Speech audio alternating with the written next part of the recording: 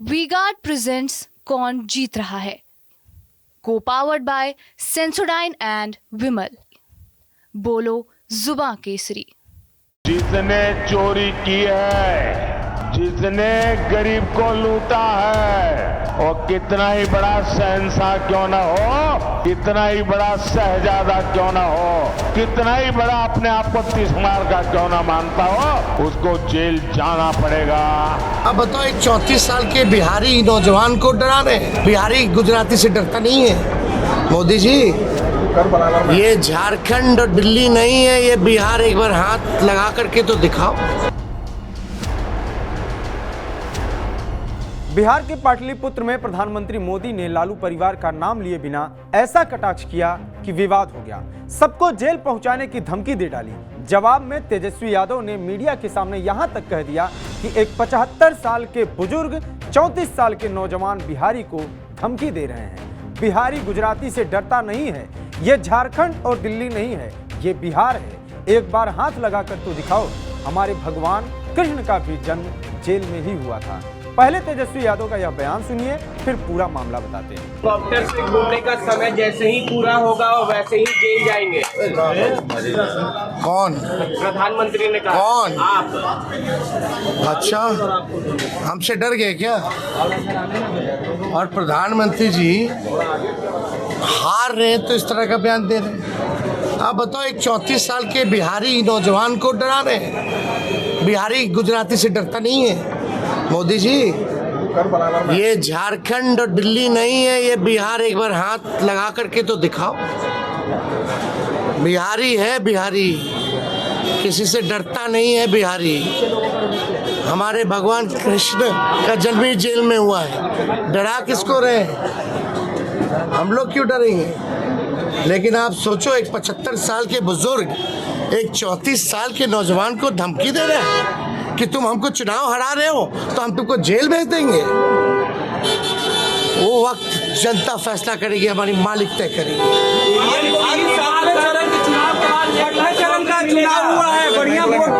जीत गए।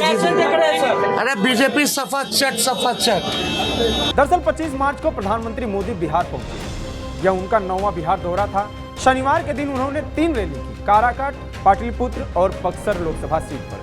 पाटलिपुत्र की रैली में वो काफी आक्रामक दिखे। इंडी गठबंधन और खासतौर से लालू परिवार पर उन्होंने हमला बोलते हुए कहा कि कांग्रेस और उनके साथी हमेशा डराते रहे हैं। राम मंदिर बन गया, 370 हट गया, मोदी डरता नहीं है। मोदी ने सेना को कहा, जाओ घर में घुसकर मारो। इसके बाद मोदी ने आरजेडी पर हमला करते हुए कहा कि इनके राज में नक्सलियों ने सबको डरा कर रखा था। आज मोदी के राज में नक्सलियों की सफाई जोर से चल रही है। प्रधानमंत्री मोदी इतने पर ही नहीं रुके। वो बोले, जिसने भी चोरी की है, कितना ही बड़ा शहजादा हो, जेल में जाना पड़ेगा। धमकी भरे लहजे में वो बोले कि बिहार के लोगों को यह गारंटी दे रहा हूं कि नौकरी के बदले जिन्होंने जमीन ली वो भी जेल जाएंगे। हेलीकॉप्टर का चक्कर मारना जैसे ही बंद होगा वो जेल जाएंगे। सुनिए प्रधानमंत्री मोदी को। साथियों, ये इंडी गठबंधन वाले देश को डराते थे। देश को ऐसा डराते थे और 70 साल से डराते थे। क्या कहते थे? अयोध्या में अगर राम मंदिर बना तो देश में बवाल हो जाएगा, खून की नदियां बहेगी। आज रामलला भव्य मंदिर में विराजमान है। कोई बवाल हुआ क्या? कोई खून की नदियां बही क्या? ये डराने का झूठा खेल चलता था कि नहीं चलता था? ये लोग डराते थे, 70 साल से डराते थे। ये कहते थे कि जम्मू कश्मीर से 370 अगर हटा तो ये पाकिस्तान में चले जाएंगे। अगर 370 हटा तो आग लग जाएगी। अगर 370 हटा तो देश में बम धमाके होंगे। भांति भांति की धमकियां व डर पैदा करना मोदी इनकी न धमकियों से डरा है न कभी रुका है। धारा 370 हटा के नहीं हटा, धारा 370 की दीवार गई कि नहीं गई, कश्मीर और हिंदुस्तान के बीच की ये दीवार को तोड़ा कि नहीं तोड़ा, सीना तान के तोड़ा कि नहीं तोड़ा। मुझे बताइए कहीं आग लगी क्या, कोई पाकिस्तान भाग गया क्या, देश में बम धमाके हुए क्या, डराते थे। साथियों, ये डरपोक कांग्रेस और ये डरपोक आरजेडी वाले अभी क्या कह रहे हैं, पाकिस्तान के पास परमाणु बम है, डरो, डरा रहे हैं। खुद में मसाला खाली हो गया तो उधर का मसाला दिखाते हैं। इसलिए पाकिस्तान के आतंकी जब चाहे भारत पर हमला करके चले जाते थे, ये डरपोक लोगों के कारण। मोदी इनकी तरह डरता नहीं है। मोदी ने सेना को कहा, जाओ घर में घुस करके मारो।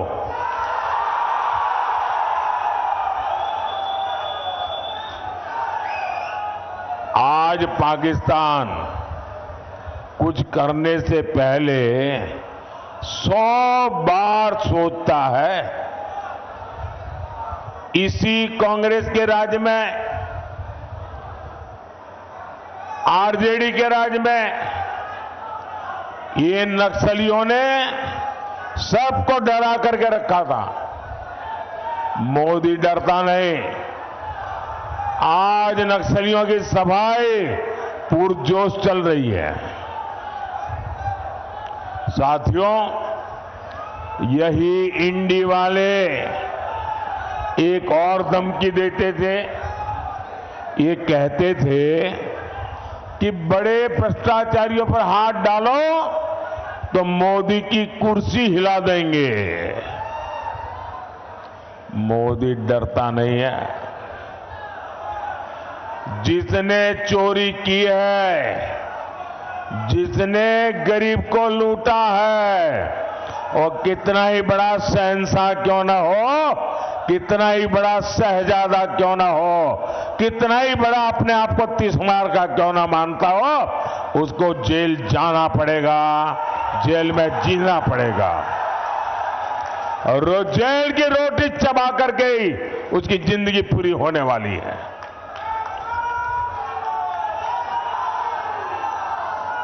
मुझे बताओ भाई, अगर कोई लूट करता है, आपके हक का छीन लेता है, तो छोटे लोगों को तो जेल में बंद करने के लिए कोई चिल्लाता नहीं है। बड़े जाने चाहिए, छोटे जाने चाहिए। आप मुझे कहेंगे वो मैं करूंगा। गुनाह किया है तो छोटा आदमी जेल जाना चाहिए कि सबसे बड़ा है वो जाना चाहिए?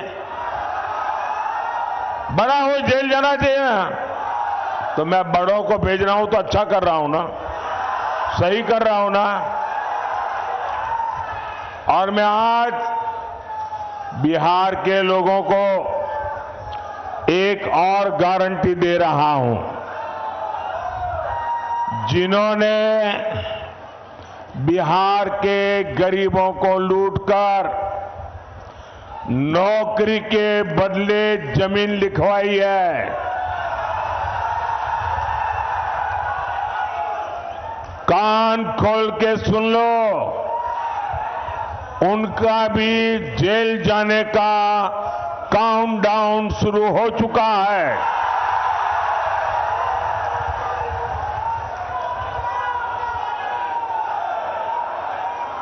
ये जैसे ही ये हेलीकॉप्टर में चक्कर मारने का समय उनका पूरा होगा, जेल का रास्ता तय हो जाएगा।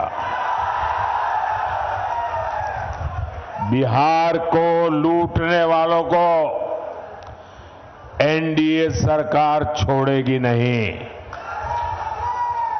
और ये एनडीए की गारंटी है, मोदी की भी गारंटी है। प्रधानमंत्री मोदी के इस बयान के बाद तेजस्वी यादव काफी भड़के। उन्होंने यहां तक कह दिया कि वो गुजरातियों से नहीं डरते।